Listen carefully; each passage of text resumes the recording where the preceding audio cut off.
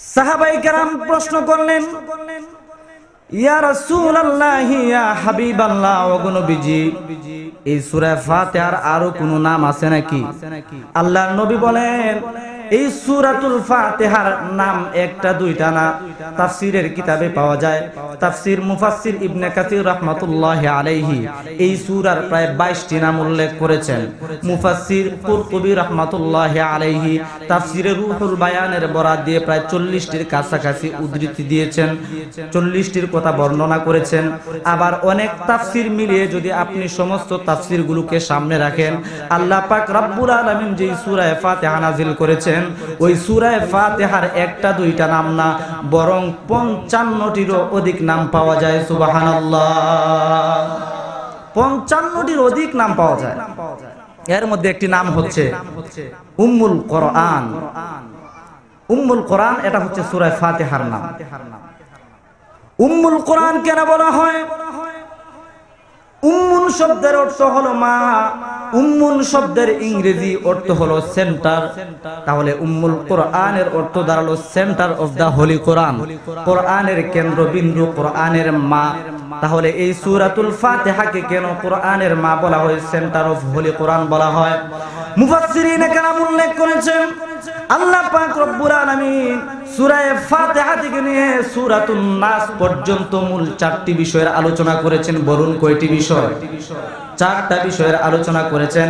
এক নম্বরে আল্লাহ পাক রব্বুল আলামিন আলোচনা করেছেন আত-তাওহীদ, 2 নম্বরে আলোচনা করেছেন আর-রিসালা, 3 নম্বরে আলোচনা করেছেন আল-আখিরা, 4 নম্বরে আলোচনা করেছেন আল-ইবাদা। মুফাসসিরিনে কেরাম বলেন, আল্লাহ পাক রব্বুল আলামিন সূরা ফাতিহা থেকে নিয়ে নাস পর্যন্ত এই 4টি বিষয়ের আলোচনা পূর্ণ কোরআনে আল্লাহ করেছেন।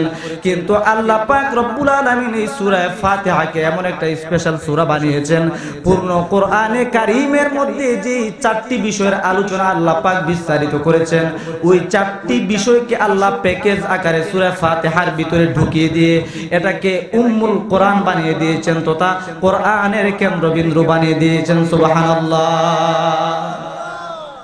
পুরা কোরআনে কারীমের মধ্যে যে 4টি বিষয়ের আলোচনা পাওয়া যায়, সেই পূর্ণ 4টি বিষয় আল্লাহ পাক এই সূরা ফাতিহার ভিতরে ঢুকিয়ে দিয়েছে। তাফসীরে কাবীর প্রথম খণ্ডের ভিতরে 115 নম্বর পৃষ্ঠায় আল্লামা ফখরুদ্দীন রাজি রাহমাতুল্লাহি আলাইহি উল্লেখ করেছেন, আল্লাহর রাসূল থেকে একটা হাদিস তিনি নকল করেছেন। মুফাসসির ফখরুদ্দীন রাজি রাহমাতুল্লাহি আলাইহি হাদিসটা নকল করেছেন। তিনি বলেন, যে ব্যক্তি নাকি একবার সূরা ফাতিহা তেলাওয়াত করবে, পূর্ণ কোরআনে কারীম যদি কোনো ব্যক্তি তেলাওয়াত করে আর একবার যদি সূরা ফাতিহা তেলাওয়াত করে, আমার আল্লাহ পূর্ণ কোরআন তেলাওয়াতের সওয়াব দিয়ে দিবে।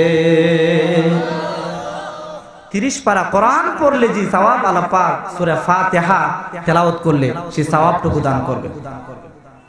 আরেক হাদিসের ভিতরে আসছে, তাফসীর মাযহারি শরীফ হিন্দুস্তান ইন্ডিয়া থেকে প্রকাশিত প্রথম খণ্ডের 31 নম্বর পৃষ্ঠা কাজী সানাউল্লাহ পানিপতি রাহমাতুল্লাহি আলাইহি উল্লেখ করেছেন, আল্লাহর রাসূল একটা হাদিস নিয়ে এসেছেন আন ইবনে আব্বাস রাদিয়াল্লাহু তাআলা আনহুমা আন্না রাসূলুল্লাহি সাল্লাল্লাহু তাআলা আলাইহি ওয়াসাল্লাম قال ফাতিহাতুল কিতাব সুলুসা আল কোরআন। আল্লাহর রাসূল বলেন, কোন বান্দা যদি 20 পারা তেলাওয়াত করে আর আরেক উম্মত যদি মাত্র সূরাতুল ফাতিহা একবার তেলাওয়াত করে 20 পারা পড়ে, বান্দা যে পরিমাণ সওয়াব পাবে একবার সূরাতুল ফাতিহা পড়লে আমার আল্লাহ সেই পরিমাণ সওয়াব দিয়ে দিবে। তাফসীরে মাযহারি প্রথম খণ্ড 31 নম্বর পৃষ্ঠা, 30-31 উভয় পৃষ্ঠায় হাদিস আছে। তাহলে পূর্ণ কোরআনে কারীমের মধ্যে যে 4টা বিষয় আল্লাহ পাক সবিস্তারে আলোচনা করেছেন, সেগুলোকে প্যাকেজ আকারে আল্লাহ পাক এই সূরাতুল ফাতিহার ভিতরে ঢুকে দিয়েছেন। সুবহানাল্লাহ। এই সূরার ফজিলত নিয়ে কিছু কথা বলতে চাই। অনেক হাদিস পাওয়া যায় সূরাতুল ফাতিহার ফজিলত নিয়ে। আমি বাসনত তিরমিজি শরীফ 2য় খণ্ড 115 নম্বর পৃষ্ঠা থেকে হযরতে আবু হুরায়রার একটা হাদিস পাঠ করেছি। সেই হাদিসের মধ্যে আল্লাহ রাসূল বলেছেন, যে আল্লাহ পাক এই পৃথিবীতে যত আসমানি কিতাব নাজিল করেছেন, বড় বড় কিতাব প্রায় 104টি। কতটি? 104টি। এই 104টি বড় বড় আসমানি কিতাব সমূহের মধ্য থেকে শ্রেষ্ঠ হচ্ছে আল কুতুবুল আরবাআ আস-সামাওয়িয়া। 4টি কিতাব হচ্ছে এই 104টির মধ্যে শ্রেষ্ঠ। এই 4টি সূরার মধ্যে, এই 4টি কিতাবের মধ্যে আবার সর্বশ্রেষ্ঠ কিতাব হচ্ছে কোরআনে কারীম। সুবহানাল্লাহ। এরপরে আল্লাহ রাসূল বলেন যে সূরাতুল ফাতিহা এটি এমন একটি সূরা, যে সূরার মতো কোন সূরা আল্লাহ তাওরাতে নাযিল করেন নাই, যে সূরার মতো কোন সূরা আল্লাহ তাআলা ইনজিলে নাযিল করেন নাই, যে সূরার মতো কোন সূরা আল্লাহ পাক জাবুরে নাযিল করেন নাই, এমন কি কোরআনুল কারীমের মধ্যেও আল্লাহ পাক সূরাতুল ফাতিহার মতো আর দ্বিতীয় কোন সূরা নাযিল করেন নাই। আল্লাহ রাসূল জনাবে মুহাম্মদুর রাসূলুল্লাহ সাল্লাল্লাহু আলাইহি ওয়াসাল্লাম একবার হযরত উবাই ইবনে কাব রাদিয়াল্লাহু তাআলা আনহু, যিনি কারিউল কুররা ছিলেন, সমস্ত কারীদের কারী ছিলেন, হযরত উবাই ইবনে কাব রাদিয়াল্লাহু তাআলা আনহু। আমাদের সমাজের অবস্থা এমন হয়ে গিয়েছে, কেউ যদি কারি আনা পরে কারি সাহেব হয়, তার কোনো মূল্যায়ন নাই, তার কোনো মর্যাদা নাই আমাদের সমাজে। অথচ আল্লাহ পাক রব্বুল আলামিন এবং বিশ্ব নবী জনাবে মুহাম্মদুর রাসূলুল্লাহ সাল্লাল্লাহু আলাইহি ওয়াসাল্লাম কারিউল কুররা হযরত উবাই ইবনে কাবকে কেমন মর্যাদা দিয়েছেন।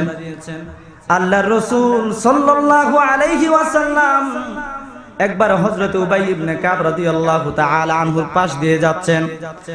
হযরত উবাই ইবনে কাব রাদিয়াল্লাহু তাআলা নামাজে দাঁড়িয়েছেন। আল্লাহর রাসূল ডাকলেন, হে উবাই, হে উবাই, তুমি এদিকে এসো। আল্লাহর রাসূলের সাহাবী হযরত উবাই রাদিয়াল্লাহু তাআলা আনহু নামাজ ছাড়েন নাই। ফালতাফাতা উবাইয়ুন ফালাম ইউজিবহু।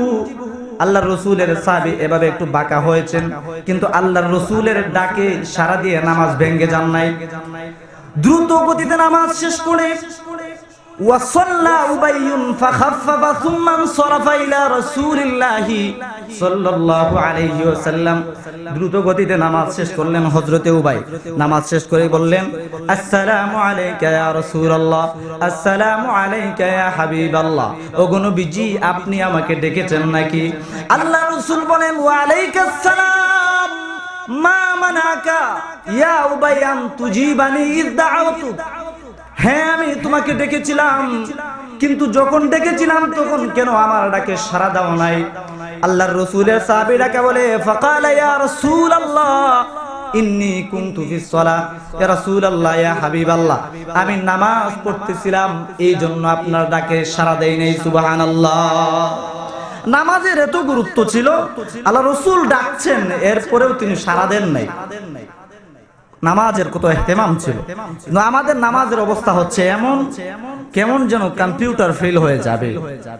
2 রাকাত নামাজ পড়তে 1-1.5 মিনিট সময়ের ভিতরেই মাশাআল্লাহ শেষ হয়ে যায়। কিন্তু নামাজের গুরুত্ব সাহাবায়ে কেরাম, তাবেঈন, তবে তাবেঈন, আইম্মে মুজতাহিদিন, তাদের কাছে কতটা গুরুত্ব ছিল, এই বিষয় নিয়ে আলোচনা করলে আরেক অধিবেশন আলোচনা করা যায়। শুধু সংক্ষেপে একটা কথা বলি, একটা স্টোরি আমি টানতে চাই আল বিদায়া ওয়ান নিহায়া কিতাব থেকে। সেটি হচ্ছে সূরাতুল বুরুজের তাফসিরে মুফাসসির ইবনে কাসির রাহিমাহুল্লাহ উল্লেখ করেছেন, আল্লাহ রাসূল সাল্লাল্লাহু আলাইহি ওয়াসাল্লাম এই পৃথিবীতে আসার পূর্বে ফাতরাতে নবুয়ত, যখন যেই সময়ে কোনো নবী এই দুনিয়াতে ছিলেন না, সেই সময় একটা বাদশা ছিল যার নাম ছিল ইউসুফ যু নওয়াজ। ওই ইউসুফ যু নওয়াজ বাদশা, সে নিজেকে খোদা বলে দাবি করত। সে সবাইকে বলতো যে আমাকে তোমরা খোদা বলো, রব বলো, প্রভু বলো। যারা মানতো না তাদেরকে আগুনে পুড়ে মাইরা দিত। তো আব্দুল্লাহ বিন তামের রাহিমাহুল্লাহ, তিনি ছিলেন সত্যিকার অর্থে দ্বীনে এলাহি, আল্লাহ পাক সত্য ধর্ম এই পৃথিবীতে যেটা দিয়েছেন সেটা আঁকড়ে ধরে রেখেছিলেন তিনি। আব্দুল্লাহ বিন তামেরের ব্যাপারে বাচ্চা ইউসুফ যখন খবর পেল, আব্দুল্লাহ বিন তামের তাকে প্রভু মানে না, খুদা মানে না, আল্লাহ মানে না, ইউসুফ বলল, ওই আব্দুল্লাহ, যে আব্দুল্লাহ আমাকে আল্লাহ মানে না, খুদা মানে না, প্রভু মানে না, ওই আব্দুল্লাহর এই পৃথিবীতে বেঁচে থাকার অধিকার নাই। নাউযুবিল্লাহ। যে আমাকে খুদা মানে না, তার এই পৃথিবীতে বেঁচে থাকার অধিকার নেই। আব্দুল্লাহ বিন তামেরকে মারার জন্য বিভিন্ন পদ্ধতি অবলম্বন করলো। লম্বা হয়ে যাবে এই ভয়ে আমি সেদিকে যাচ্ছি না, মূল কথাটা বুঝাচ্ছি। বাদশা যখন সমস্ত পলিসি শেষ করে দিল, তার সমস্ত টিপস যখন ব্যর্থ হয়ে গেল, তাকে মারতে পারে না।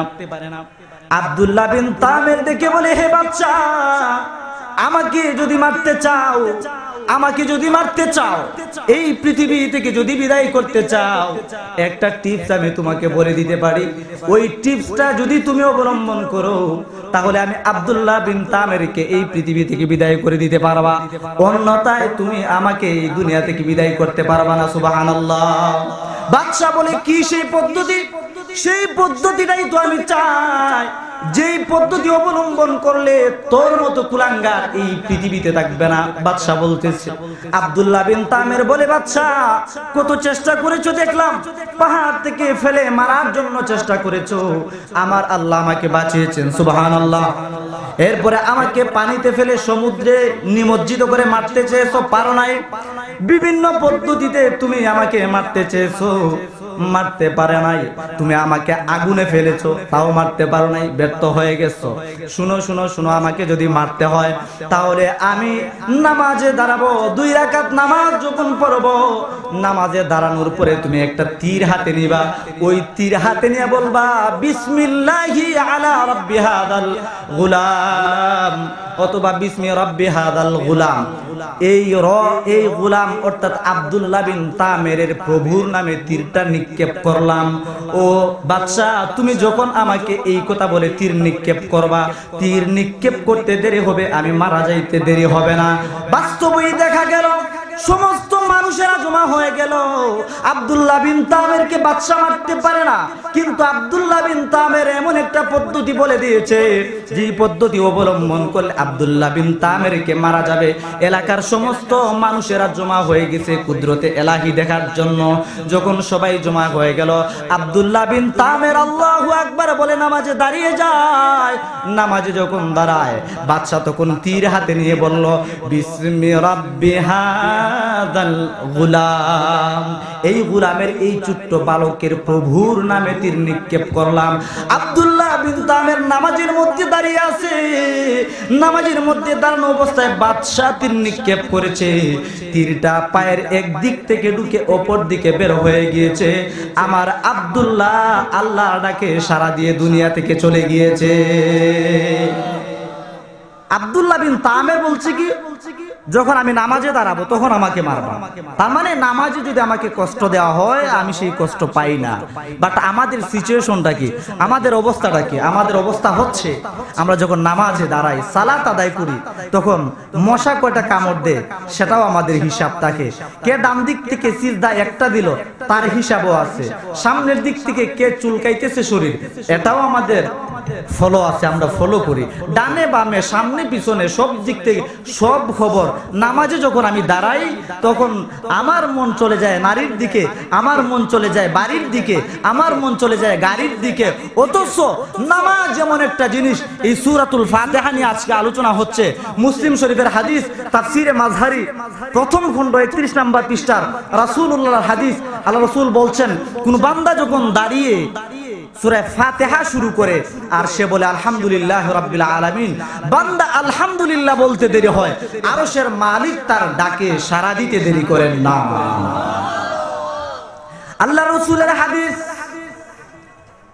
আল্লাহ রাসূল সাল্লাল্লাহু আলাইহি ওয়াসাল্লাম বলেন, ইযা ক্বালাল আবদু আলহামদুলিল্লাহি রাব্বিল আলামিন, বান্দা যখন বলে আলহামদুলিল্লাহি রাব্বিল আলামিন, আরশের মালিক ডেকে ডেকে বলেন হামিদানি আবদি, আরশের মালিক ডেকে ডেকে বলেন বান্দা আমার প্রশংসা করেছে। সুবহানাল্লাহ।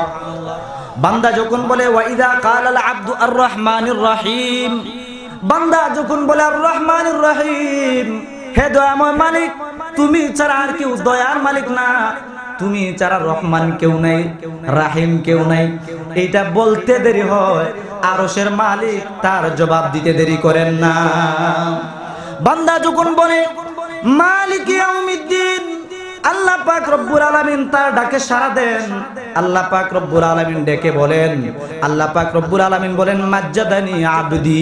এরপরে বান্দা যখন বলে ইয়াকা নাবুদু ওয়া ইয়াকা নাস্তাইন, বান্দা যখন এই আয়াতটা তেলাওয়াত করে আমার আল্লাহ বলেন হাযা বাইনি ওয়া বাইনা আবদি, এটা আমার আর আমার বান্দার ব্যাপার। ওয়ালি আবদি মা সালা, আর আমার বান্দা নামাজে দাঁড়িয়ে যা চাবে আমি আল্লাহ তার মনের সব চাওয়া পূরণ করে দিব, যা চাবে তাই পূরণ করে দিব। অথচ আমরা যখন নামাজে দাঁড়াই তখন আমাদের সিচুয়েশন যে কি হয়, নারী বাড়ি গাড়ি, কারো মন ব্যবসায়, কারো বাণিজ্যে, কারো কম্পিউটারে, বিভিন্ন নানা পেরেশানি আর সমস্ত ব্যস্ততা সব উপস্থিত হয়ে যায় যখন সালাত আদায় করে নামাজ পড়ে। মুসলমান ভাইরা রে আমার, হযরতে উবাই ইবনে কাবের কথা বলছিলাম।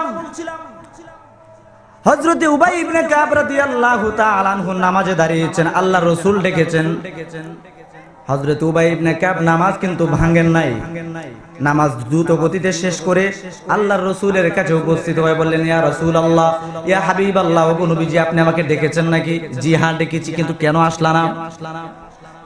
আল্লাহর রাসূল বলেন ক্বালা ফালাম তাজিদ ফীমা আওহা আল্লাহু ইলাইয়া আনিস্তাজিবু লিল্লাহি ওয়া লির-রাসূল। হে উবাই, সূরাতুল আনফালের এই আয়াতটা কি তুমি পড়ো নাই? আল্লাহ পাক বলেছেন হে ঈমানদারেরা, আল্লাহ এবং তার রাসূল যখন তোমাদেরকে প্রাণবন্ত করার জন্য কোনো বিষয়ের দিকে ডাকেন, আহ্বান করেন, দুনিয়ার সমস্ত কাজকে ছেড়ে দিয়ে আল্লাহ এবং তার রাসূলের ডাকে সাড়া দেওয়া ওয়াজিব হয়ে যায়। হে উবাই, তুমি কি জানো না?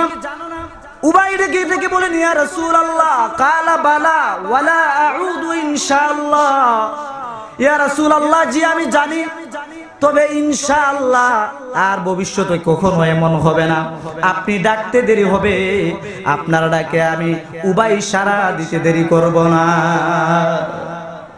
আপনি ডাকতে দেরি হবে, ডাকে সাড়া দিতে দেরি করব না। অথচ আজকে আমাদের অবস্থা হচ্ছে এমন, আল্লাহ পাক প্রতিদিন আমাকে আপনাকে 5 বার নামাজের জন্য ডাকেন, সালাতের জন্য ডাকেন।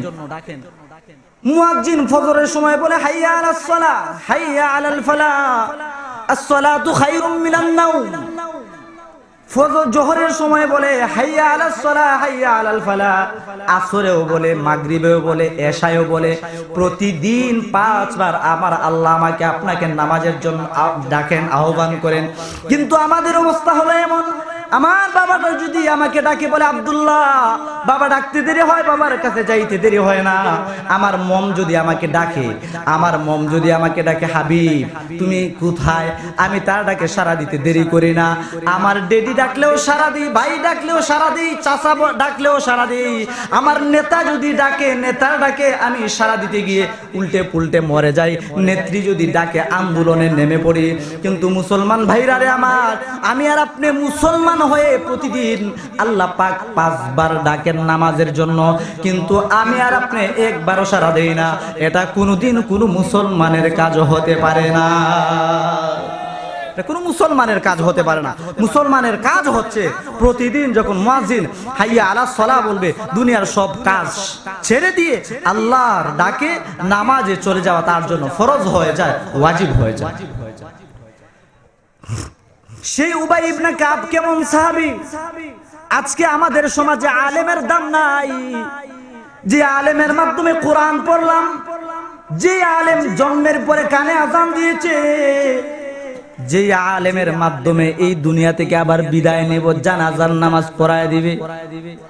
ও মুসলমান ভাইরে, আলেমকে যদি দেখতেই না পারো, আলেমের সাথে যদি সম্পর্ক এতই খারাপ হয়, তাহলে তোমার জন্মের পরে কে আযান দিয়েছে? নবীগঞ্জের কোন ব্যবসায়ী দেয় নাই, রাজনৈতিক পলিটিশিয়াল কোনো নেতা দেয় নাই, কোন সামাজিক নেতৃবৃন্দ দেয় নাই, বরং যখন তোমার জন্ম হয়েছে তখন আজান আর ইকামত দিয়েছে আলেম, দারুল উলুম মাদ্রাসার নাজেম সাহেব, মুহতামিম সাহেব, শিক্ষক বৃন্দ, তারা আজান দিয়েছে। যে আলেমের মাধ্যমে এই পৃথিবীতে আগমন ঘটলো, আবার যে আলেমের মাধ্যমে, যে আলেমের জানাজার নামাজের মাধ্যমে এই পৃথিবী থেকে আমি বিদায় নিব, ওই আলেমের সাথে যদি আমার শত্রুতা থাকে প্রমাণ হয়ে যাবে আমি সত্যিকার অর্থে মুসলমান হতে পারি না, সত্যিকার অর্থে মুসলমান হতে পারি না।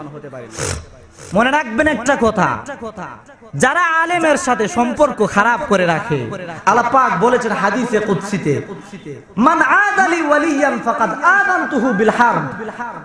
যারা কোনো সত্যিকার হক্কানি আলেমের সাথে ঢেলে দেই মার্কা বক্তা না, সত্যিকার আলেমের সাথে যদি সম্পর্ক রাখে তাহলে আল্লাহ তাআলা বলেন আমি ওই বান্দাকে ভালোবাসি। আর সত্যিকার অর্থে কোনো আলেমের সাথে যদি সে সম্পর্ক রিলেশন খারাপ করে ফেলে, তার সাথে যদি আচরণ খারাপ করে, আমি আল্লাহ নিজে তার সাথে যুদ্ধের ঘোষণা দিয়ে দেই, নাউযুবিল্লাহ। আল্লাহর সাথে যুদ্ধ করলে পারা যাবে নাকি? পৃথিবীর কোন শক্তি আছে নাকি এমন? ডোনাল্ড ট্রাম্প আমাদের প্রাইম মিনিস্টার, বিএনপি, পৃথিবীর সমস্ত রাজা মিলেও যদি চায় আল্লাহর চুল পরিমাণ কিছু করতে পারবে? বলছিলাম আজকে আলেমকে দেখতে পারি না, আলেমের সাথে আমার সম্পর্ক ভালো না, আলেমের গায়ে আমি হাত তুলি। আল্লাহর রাসূল বলেন যারা আলেমের সাথে খারাপ আচরণ করে তারা যেন আমি বিশ্ব নবীর সাথে খারাপ আচরণ করে, নাউযুবিল্লাহ। এরপর আল্লাহ রাসূল একটা হাদিস সহিহ মুসলিম থেকে আপনাদের খেদমতে পেশ করতে চাই। জনাবে রাসূলুল্লাহ সাল্লাল্লাহু আলাইহি ওয়াসাল্লাম দ্বিতীয় খণ্ডের হাদিস। আল্লাহ রাসূল বলছেন আখাফু আলাইহিল কুফর, যারা নাকি আলেমের সাথে সম্পর্ক রাখবে না বরং তাদের সাথে খারাপ আচরণ করবে, আল্লাহ রাসূল বলেন আমার ভয় হয় তারা কি জানি কাফের হয়ে মারা যায়। কি নাউযুবিল্লাহ পড়তেন না? আল্লাহু আকবার। কিন্তু আলেমের কি দাম, একজন কারি সাহেবের কি দাম, আলেমের কথা বাদ দেন, একজন কারি সাহেবের কি দাম দেখেন। হযরত উবাই ইবনে কাব আল্লাহর রাসূলের কাছে এসে উপস্থিত হয়ে গেলেন। আল্লাহর রাসূল ডেকে বললেন উবাই তুমি যে নামাজে দাঁড়িয়ে কি তেলাওয়াত করতেছিলে? হযরত উবাই ডেকে বলেন ইয়া রাসূলুল্লাহ আমি নামাজে দাঁড়িয়ে সূরাতুল ফাতিহা তেলাওয়াত করতেছিলাম, সূরাতুল ফাতিহা তেলাওয়াত করতেছিলাম। আল্লাহর রাসূল ডেকে ডেকে বলেন রে উবাই আমার আল্লাহ পাক আমাকে এই মুহূর্তে জানিয়েছেন, আমার কাছে ওহী প্রেরণ করেছেন, তোমার কণ্ঠ দিয়ে, তোমার জবান দিয়ে আমার আল্লাহ নিজে তোমার তেলাওয়াত শুনতে চান। আল্লাহ নিজে হযরতে উবাই তেলাওয়াত শুনতে চান। এটা হচ্ছে একজন কারি সাহেবের মর্যাদা। মুসলমান ভাই, একজন কারি সাহেবের মর্যাদা যদি এমন হয়, না জানি একজন হক্কানি আলেমের মর্যাদা আল্লাহ পাকের কাছে কত। সুবহানাল্লাহ।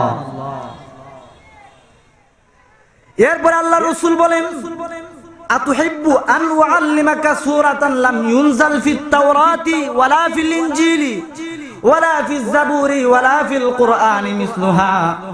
আল্লাহর রাসূল বলেন হে উবাই আমি কি তোমাকে এমন একটি সূরা শিক্ষা দিব, তুমি কি চাও এমন একটি সূরা শিক্ষা দেই যে সূরার মতো সূরা তাওরাতে নাই, ইনজিলে নাই, জাবুরে নাই, এমন কি কোরআনেও নাই? উবাই বলেন কানা নাম ইয়া রাসূলুল্লাহ, জি হ্যাঁ আমাকে এমন একটি সূরা শিক্ষা দিন যার মতো কোন সূরা তাওরাতেও নাই, ইনজিলেও নাই, জাবুরেও নাই, কোরআনেও নাই। আল্লাহর রাসূল বলেন এটা আর কোন সূরা না, এটা হচ্ছে সূরাতুল ফাতিহা, সূরাতুল হামদুলিল্লাহ। এটার মতো কোন সূরা তাওরাতেও নাই, ইনজিলেও নাই, জাবুরেও নাই, এমন কি কোরআনের মধ্যেও নাই। এটা হচ্ছে সূরাতুল ফাতিহা। এই সূরাতুল ফাতিহার প্রায় 55টিরও বেশি নাম পাওয়া যায়। আমি আজকে সংক্ষিপ্তভাবে সর্বাধিক প্রসিদ্ধ 11-12টা নাম আলোচনা করতে চাই। সংক্ষিপ্তভাবে শুধু নামটা বলবো। এক নাম্বার হচ্ছে মনে রাখবেন সূরাতুল ফাতিহার আরেকটা নাম হচ্ছে ফাতিহাতুল কিতাব, আরেকটা নাম হচ্ছে উম্মুল কিতাব, আরেকটা নাম হচ্ছে উম্মুল কোরআন, আরেকটি নাম হচ্ছে সূরাতুত তালিমিল মাসআলা, আরেকটি নাম হচ্ছে সূরাতুল কানজ, আরেকটি নাম হচ্ছে সূরাতুল ওয়াফিয়া, আরেকটি নাম হচ্ছে সূরাতুল কাফিয়া, আরেকটি নাম হচ্ছে সূরাতুশ শাফিয়া, আরেকটি নাম হচ্ছে সূরাতুশ শুকর, আরেকটি নাম হচ্ছে সূরাতুদ দুআ। সুবহানাল্লাহ। এভাবে প্রায় 55টিরও বেশি নাম পাওয়া যায়। এখন আপনারা প্রশ্ন করবেন, হুজুর 55টি নাম দিয়ে কি হবে? আচ্ছা আপনারা বলুন তো দেখি, কোন ব্যক্তি যদি বেশি লেখাপড়া করে তাহলে কি তার ডিগ্রি বেশি হবে না? বেশি হবে। একজন যদি শুধু হাফেজই পড়ে, শুধু হাফেজ সাহেব বলবে মানুষ, যদি হাফেজ হয়ে আলেম হয় হাফেজ মাওলানা বলবে, যদি মুফতি হয়ে যায় হাফেজ মাওলানা মুফতি বলবে, যদি মুহাদ্দিস হয় তাহলে বলবে হাফেজ মাওলানা মুফতি মুহাদ্দিস, যদি মুফাসসির হয় বলবে হাফেজ মাওলানা মুফতি মুহাদ্দিস মুফাসসির, আরো কত কিছু বলবে। তার মানে হলো একজন মানুষের লকব যত বেশি হয়, ডিগ্রি যত বেশি হয়, তার সম্মান তত বেশি। ঠিক তেমনি ভাবে যেহেতু সূরা ফাতিহার ডিগ্রি আর লকব নাম অনেক বেশি, এই জন্য সূরা ফাতিহার মর্যাদাও আল্লাহ পাকের কাছে অনেক বেশি। সুবহানাল্লাহ। আচ্ছা আসুন, আমি সবগুলো নামের বিশ্লেষণ করতে যাব না, সংক্ষিপ্ত ভাবে দুই একটা নামের সামান্য বিশ্লেষণ করব। এই সূরার একটি নাম হচ্ছে সূরাতুশ শিফা। কি নাম? সবাই বলেন কি নাম? সূরাতুশ শিফা। আজকে আমাদের ক্যান্সার হয়, আজকে আমাদের আলসার হয়, আজকে আমরা নানান রোগে আক্রান্ত, ডায়াবেটিস হয়। ঠিক আছে ইনশাআল্লাহ। তো এই সূরার একটি নাম হচ্ছে সূরাতুশ শিফা। সূরাতুশ শিফা মানে কি? যেই সূরা পড়ে যদি কেউ ফু দেয়, যত বড় ক্যান্সার আর আলসারে আক্রান্ত হোক, আসমানের মালিক সূরা ফাতিহা পড়ে যদি ফু দেয়, ফু দিতে দেরি হয়, আমার আল্লাহ তাকে সুস্থ করতে দেরি করেন না। আমি সংক্ষিপ্ত, যেহেতু নামাজের সময় হয়ে গিয়েছে, এজন্য আলোচনা শেষ করে দিচ্ছি। শুধু একটা মেসেজ, রাসূলের হাদিস সহিহ বুখারী 2 নম্বর খণ্ড 749 নম্বর পৃষ্ঠার শুরু থেকেই আল্লাহ রাসূলের একটা হাদিস, আন আবি সাঈদ আল খুদরি রাদিয়াল্লাহু আনহু قال كنا في مسير لنا فنزلنا فجاءت جارية فقالت إن سيد الحي سليم। সংক্ষিপ্ত হাদিসের মতলব মর্মার্থটা জাস্ট বলছি। হযরত আবু সাঈদ খুদরি বলেন, আমরা একবার সফরে যাচ্ছিলাম, কোনো এক জায়গায় অবস্থান করলাম, হঠাৎ করে সুন্দরী একটা ছোট্ট মেয়ে আমাদের কাছে চলে আসলো। আয়েশা বলল, আপনাদের মধ্যে এমন কেউ আছেন নাকি যে ঝাড়ফুঁক দিতে জানে, ফু দিতে জানে? এক সাহাবী বললেন, আমি জানি। কেন কেন কেন ফু দিতে হবে? ওই মেয়ে ডাক দিয়ে বলল, আমাদের গোত্রের লিডার যিনি, উনাকে বিষাক্ত সাপ দংশন করেছে, এই বিষাক্ত সাপের বিষ নামানোর জন্য ফু দিতে হবে। মুসলমান ভাইরা সাহাবী চলে গেলেন, গিয়ে দেখেন ওই ব্যক্তি মর্মান্তিক অবস্থায়, একেবারে মরণাপন্ন, মরে যাবে বাপ, মনে হয় যেন আর বাঁচবে না। আল্লাহর রাসূলের সাহাবী আউযু বিল্লাহ বিসমিল্লাহ পড়ে পূর্ণ সূরা ফাতিহা তেলাওয়াত করে ফু দিতে দেরি হয়েছে। খোদার কসম, আল্লাহর রাসূলের সাহাবী বলেন, আল্লাহর কসম আমার ফু দিতে দেরি হয়েছে, আমার আল্লাহ ওই মরণাপন্ন ব্যক্তিকে সুস্থ করতে দেরি করেন না। সুতরাং আমরা তো কত ডাক্তার লক্ষ লক্ষ কোটি কোটি টাকা চিকিৎসা করাই, কিন্তু কোরআন যে চিকিৎসা দিয়েছে সেই চিকিৎসা আমরা মানতে রাজি নই। সো আসুন আজকে থেকে আমরা এই কোরআনের সাথে সম্পর্ক রেখে, আলেম উলামায়ে কেরামের সাথে সম্পর্ক রেখে কোরআন সুন্নাহ ভিত্তিক জীবন যেন করতে পারে। আল্লাহ পাক যেন আমাদের সবাইকে সেই তৌফিক দান করেন। অবশেষে দাওয়াতুল ইসলাম পরিষদের সম্মানিত সদস্যবৃন্দদেরকে মোবারকবাদ জানিয়ে, আপনাদের ধন্যবাদ জানিয়ে আজকে এখানে বিদায় নিচ্ছি। আসসালামু আলাইকুম ওয়া রাহমাতুল্লাহি ওয়া বারাকাতুহু।